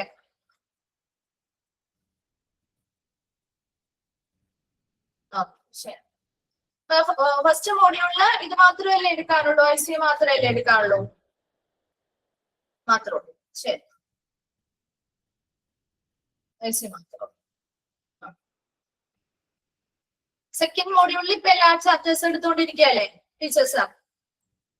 പുതിയ ചാപ്റ്റേഴ്സ് പഴയ ചാപ്റ്റേഴ്സ് ഒന്നും ഇല്ലല്ലോ, പെൻഡിങ് ആയിട്ടൊന്നും ഇല്ലല്ലോ. Medical terminology എടുത്തോണ്ടിരിക്കുകയല്ലേ? സ്റ്റാർട്ട് ചെയ്തല്ലോ അല്ലെ? ആ സ്റ്റാർട്ട് ചെയ്ത് വെച്ച് അതാ മിസ് ചോദിച്ചത്. സ്റ്റാർട്ട് ചെയ്യാത്തതായിട്ട് ഒരു ചാപ്റ്റർ ഇല്ലല്ലോ. തന്നെയാ മിസ് എടുക്കുന്നുണ്ട്. ഓക്കെ.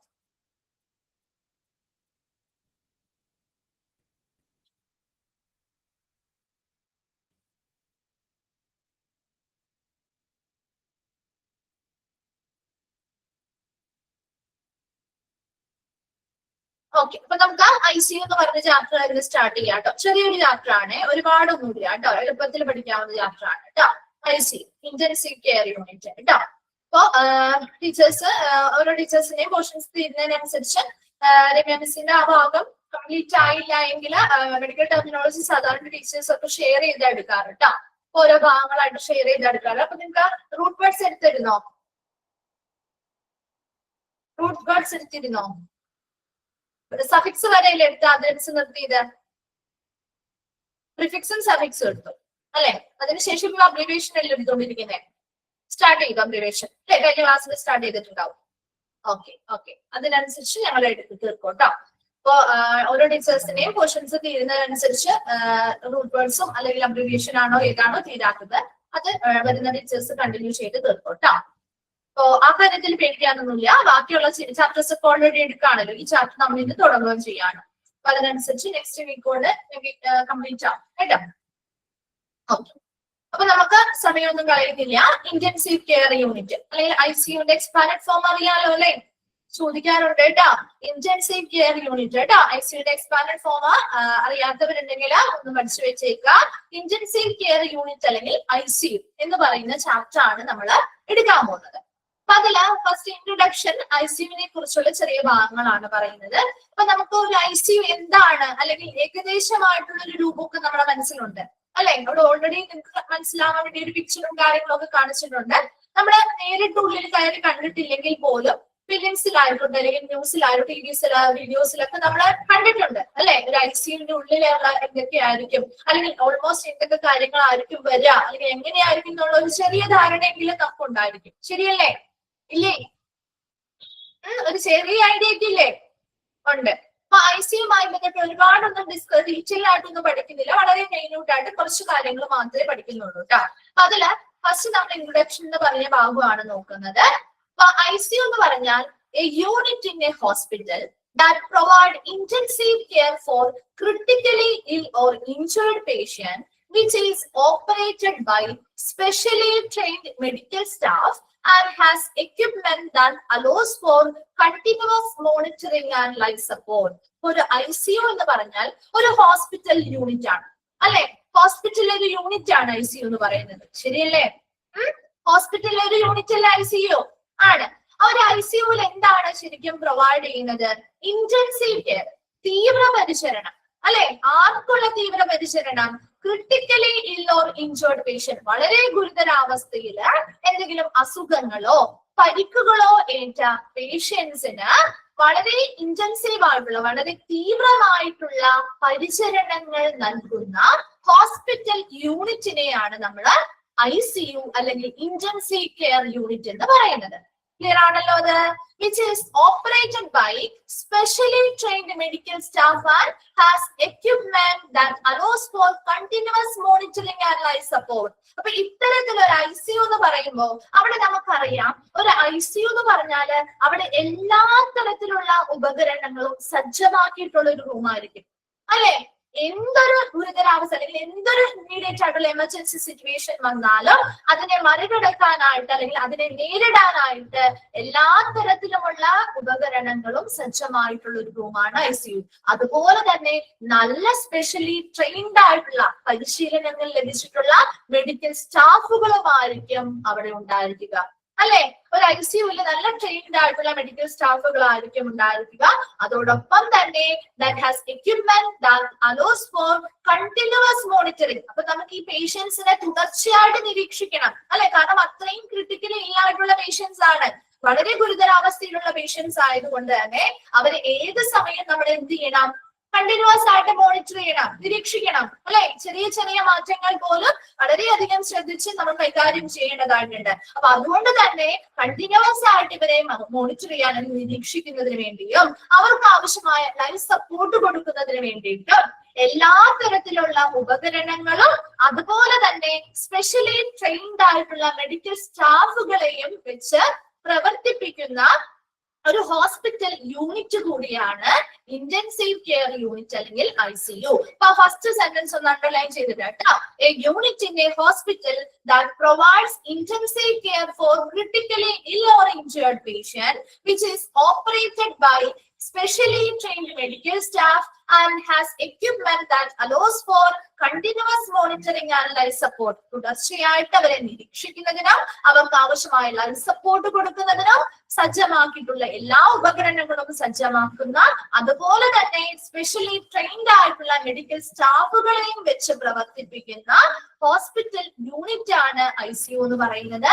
ഒരു ICU എന്ന് പറയുമ്പോൾ അവിടെ ക്രിട്ടിക്കലി അല്ലെങ്കിൽ ഇഞ്ചേർഡ് ആയിട്ടുള്ള വളരെ ഗുരുതരമായിട്ടുള്ള പരിക്കുകളോ അസുഖങ്ങളോ മൂലം വളരെയധികം ബുദ്ധിമുട്ട് അനുഭവിക്കപ്പെടുന്ന പേഷ്യൻസിന് തീവ്ര പരിചരണം കൊടുക്കുന്ന ഹോസ്പിറ്റൽ യൂണിറ്റ് കൂടിയാണ് ICU അല്ലെങ്കിൽ ഇന്റൻസീവ് കെയർ യൂണിറ്റ്. അത് ക്ലിയർ ആണല്ലോ? ക്ലിയർ അല്ലേ? Okay. Then patients may be referred either directly from an emergency department or from a ward if their condition rapidly or immediately after surgery, if the surgery is very invasive and the patient is at high risk of complication. അപ്പൊ നമുക്കറിയാം ഒരു പേഷ്യന്റിനെ ചെല്ലുമ്പോ നേരിട്ട് നമ്മൾ ICUലേക്ക് കയറ്റുവാണോ? നേരിട്ട് ICUലേക്ക് കയറ്റോ? ചെല്ലുന്ന വഴി തന്നെ നേരിട്ട് കയറ്റോ? ഇല്ല.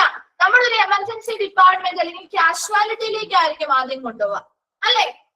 ഒന്നാമത്തെ ഒരു ഓപ്ഷൻ കാഷ്വാലിറ്റിയിലേക്ക് കൊണ്ടുപോകുന്നു. അവിടെ നിന്ന് ഉടനെ അവരുടെ അവസ്ഥ കണ്ട് നമ്മൾ ICUലേക്ക് ഷിഫ്റ്റ് ചെയ്യും, അല്ലെ? അതൊന്നാമത്തെ കേസ്. രണ്ടാമത്തത് ചിലപ്പോ ഒരു വാർഡിലോ റൂമുകളിലോ ആയിരിക്കാം. അവരുടെ കണ്ടീഷൻ പെട്ടെന്ന് വഷളാവുകയും അതിലൂടെ അതിന്റെ ഫലമായിട്ട് അവർ ICUലേക്ക് മാറ്റാം, അല്ലെ?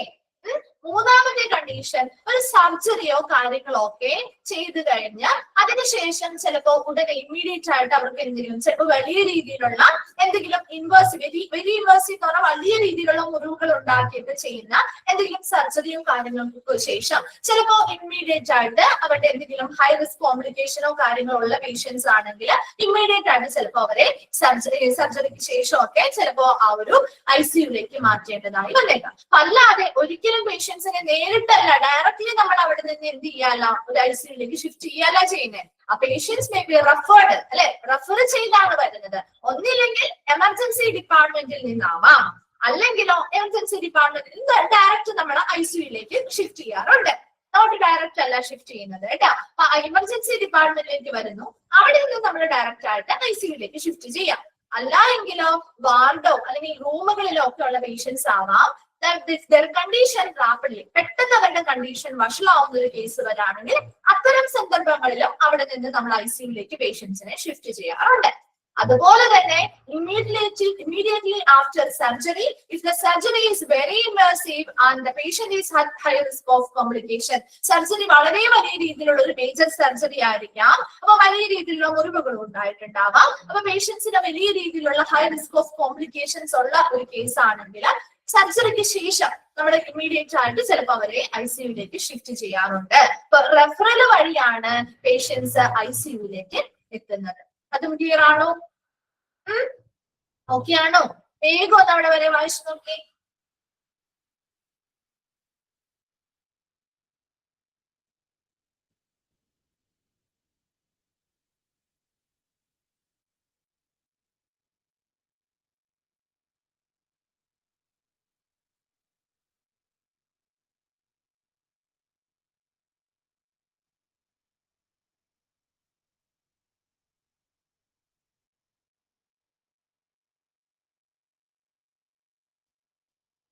വായിച്ചു കഴിഞ്ഞവരെ ഒന്ന് റിപ്ലൈ ചെയ്യണേ.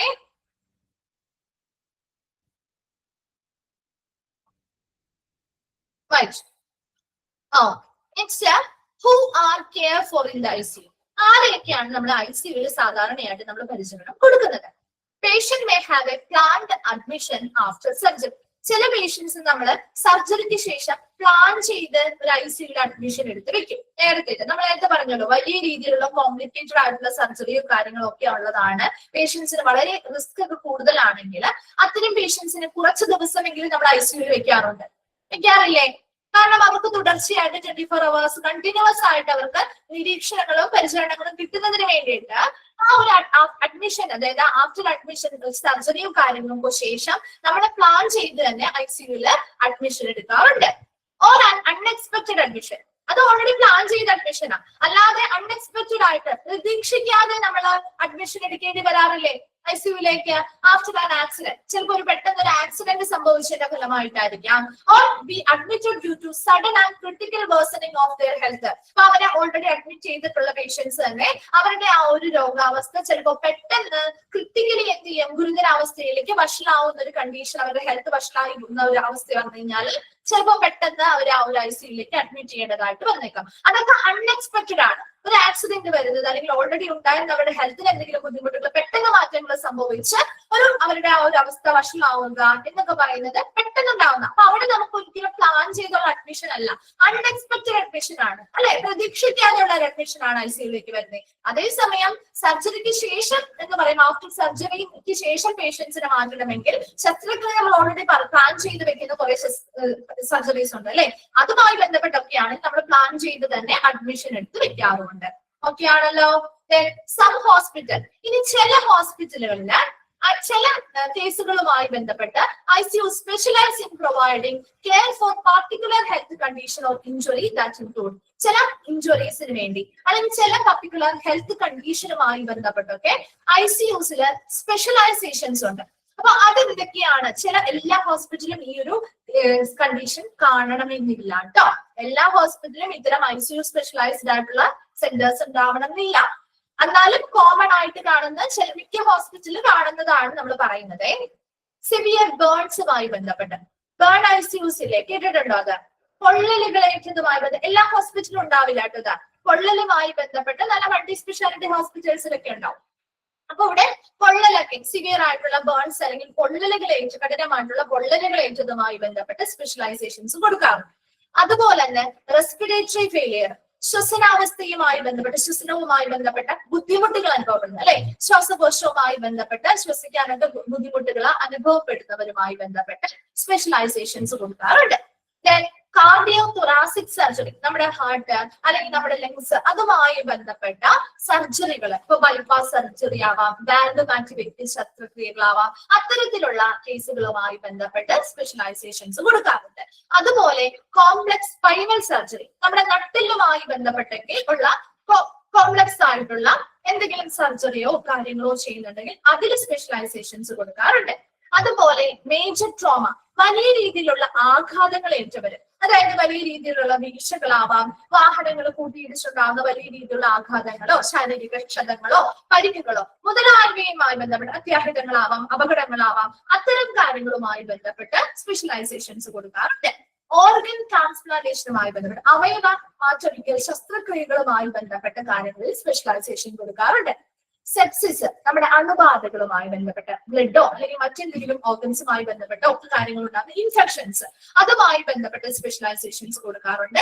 കാർഡിയാക് അറസ്റ്റ്, ഹൃദയസ്തംഭനം അല്ലെങ്കിൽ ഹൃദയാഘാതവുമായി ബന്ധപ്പെട്ട് സ്പെഷ്യലൈസേഷൻസ് കൊടുക്കാറുണ്ട്. അപ്പൊ ഇതെല്ലാം ഒരിക്കലും എല്ലാം ഒരേ ഹോസ്പിറ്റലിൽ കാണുന്നില്ല കേട്ടോ. അത് പ്രത്യേകിച്ച് പറയാണ്, നമുക്ക് എല്ലാ ഹോസ്പിറ്റലും ചെല്ലുമ്പോൾ ഇത്തരത്തിൽ സ്പെഷ്യലൈസ്ഡ് ആയിട്ടുള്ള ICUs കാണണമെന്നില്ല.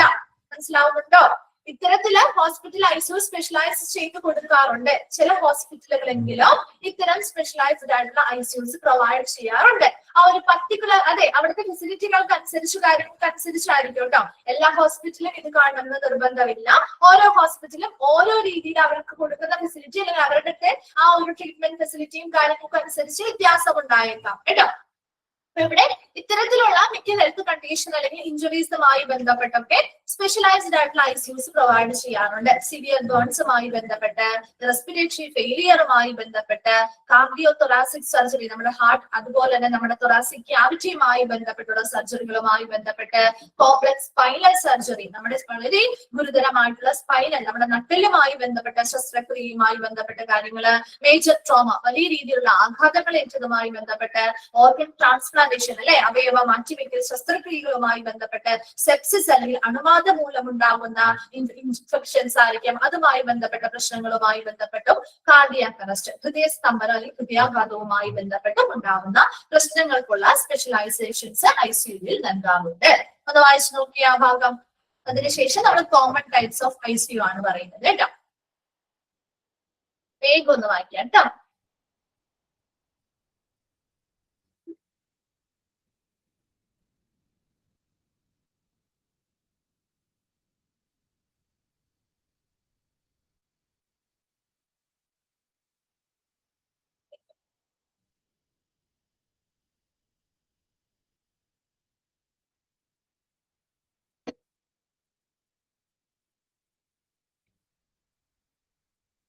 വായിച്ചു കഴിഞ്ഞവരൊന്ന് റിപ്ലൈ ചെയ്യണേ.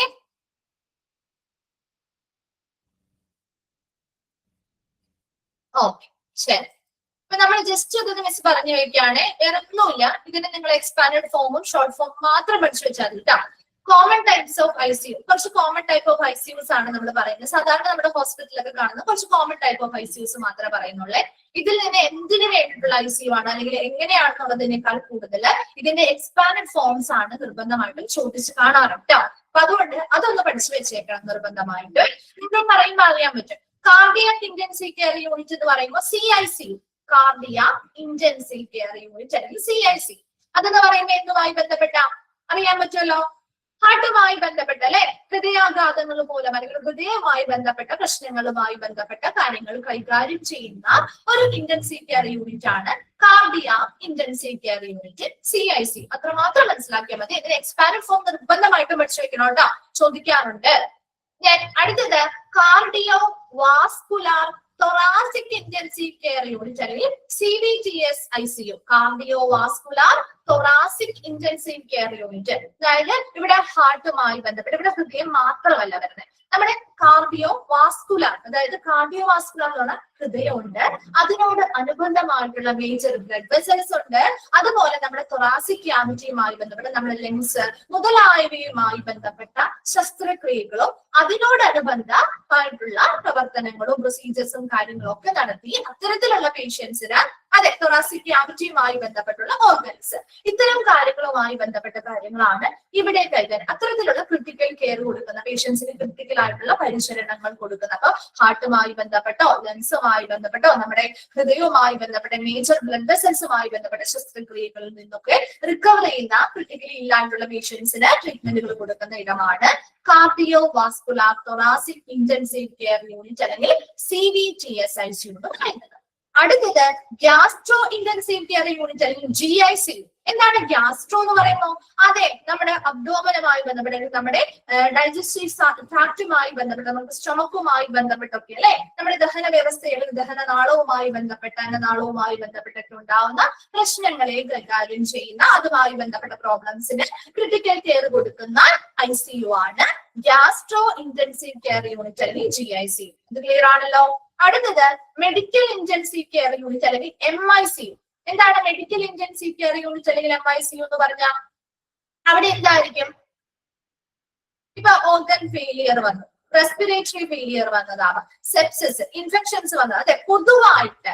അപ്പൊ പൊതുവായിട്ട് ചിലപ്പോ അത്തരത്തിലുള്ള കണ്ടീഷൻസ് ഉള്ളതാവാം, അത്തരത്തില് ഇപ്പോ എന്തെങ്കിലും സർജറീസോ കാര്യങ്ങളോ വന്നവരായിരിക്കാം. പൊതുവായിട്ടുള്ള കണ്ടീഷൻസ് ഉള്ള പേഷ്യൻസ്, ഇതിപ്പോ ഓർഗൻ ഫെയിലിയർ ആവാം, റെസ്പിറേറ്ററി ഫെയിലിയർ ആവാം, അല്ലെങ്കിൽ അവർക്ക് എന്തെങ്കിലും ഇൻഫെക്ഷൻസോ കാര്യങ്ങളോ വന്നവരാവാം. അത്തരത്തിലുള്ള പൊതുവായിട്ടുള്ള ജനറൽ ആയിട്ടുള്ള പേഷ്യൻസിനെ, ക്രിട്ടിക്കൽ ആയിട്ടുള്ള പേഷ്യൻസിനെ കൈകാര്യം ചെയ്യുന്ന ഇടമാണ് മെഡിക്കൽ ഇന്റൻസീവ് കെയർ യൂണിറ്റ്.